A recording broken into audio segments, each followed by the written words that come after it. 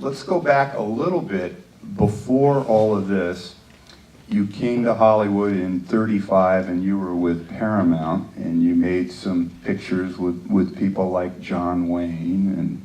There are no people like John Wayne. That is true. I was going to add something to Bob Cummings.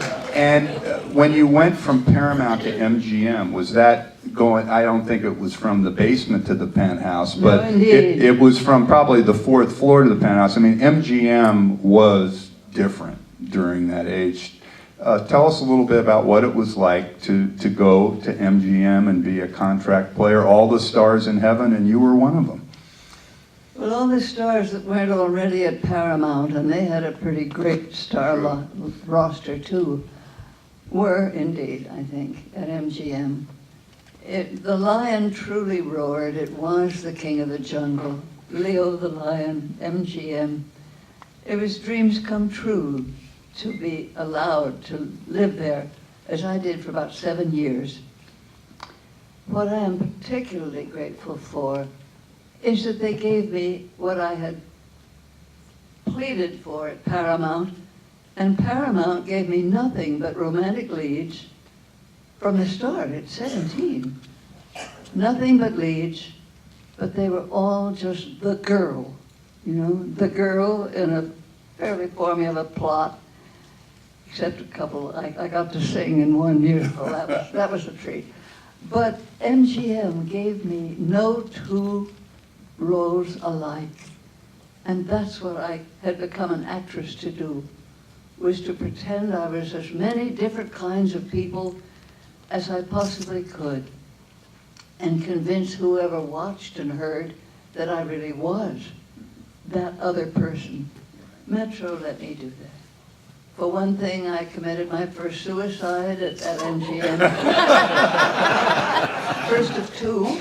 I killed myself again as Greer Garson's sister in Blossoms in the Dust. And, oh gosh, I played 4 old ladies before I was 30. Didn't they, one of the movie magazines or the columnists dubbed you the youngest character actress in Hollywood at that time? That was my proudest title. You see, you were supposed to go into movies dreaming of stardom and glamour and that pinnacle way up there.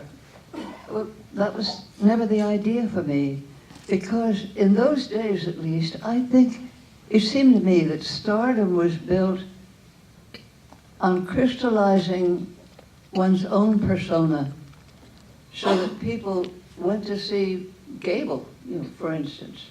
That it didn't matter what he was in, they just wanted to see Gable again, more of that. That's right. I mean, And it was that the was stardom, pictures. was projecting one's own persona in a way that the public would pay to go see. That was why I became an actress. I wanted to be all those pretend people. And so to be called a character actress was the highest compliment to me.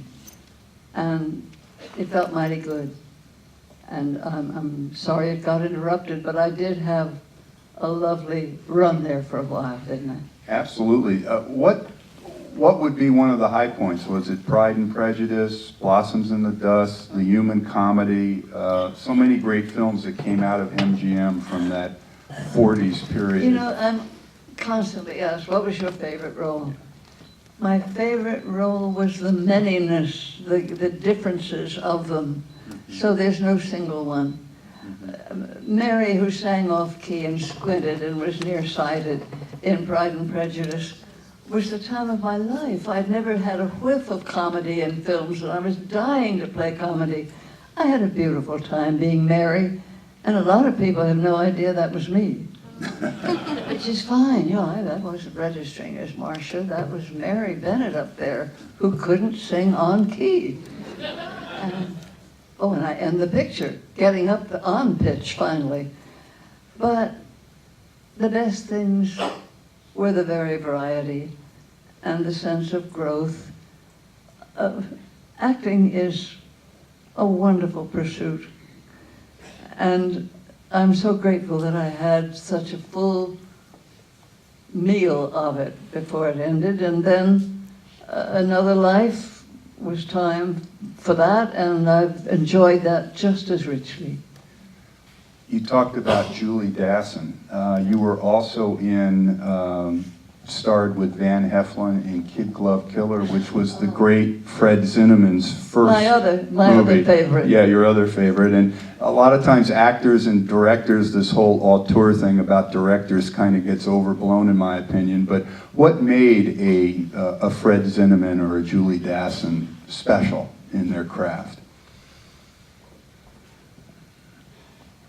Just that special genius for direction, that particular rapport, that contact with his players, the right vision of what he wants the film to be like, all those many things. But I remember that Fred, can I take time up here? You can, Do you have Marsha, anywhere to go? we're here for you. Let's do this. Please.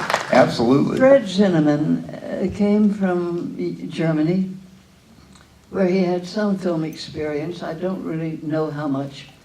But at MGM, they let him direct tests and one or two short subjects, and he was pawing the ground to do a feature-length film and to start really directing. But he was serving his apprenticeship, I guess, there.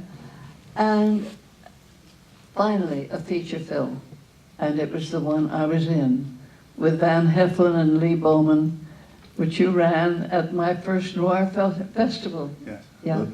The memory is unbelievable there. Fred Zinnemann, we all knew it. This was a name we'd never heard before as a director.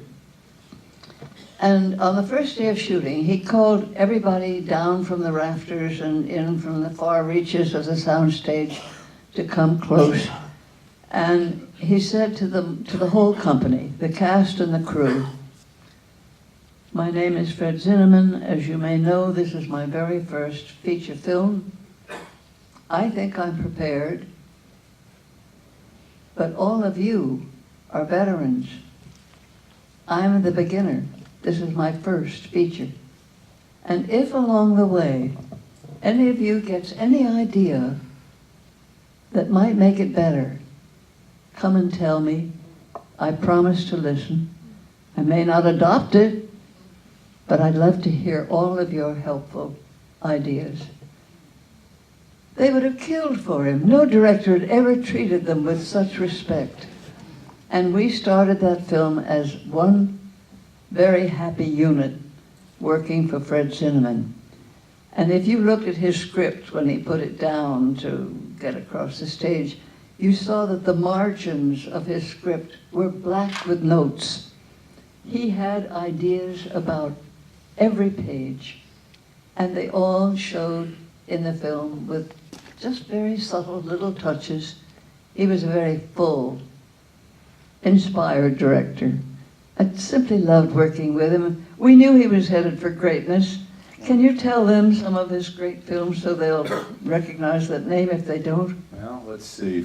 High Noon, From Here to Eternity, The Day of the Jackal, Man for All Seasons that won the Best Picture. I mean, he became a legend, and rightfully so, just based on his body of work, and Marsha was in his first picture. And I think one of the extraordinary things about gathering everyone around in a collegial atmosphere, that doesn't sound very extraordinary, but in 1942, the director was God and ruled the set. And I mean, the idea of someone like Michael Curtiz or Otto Preminger asking a crew for advice, I mean, that did not happen at all. So it was pretty extraordinary.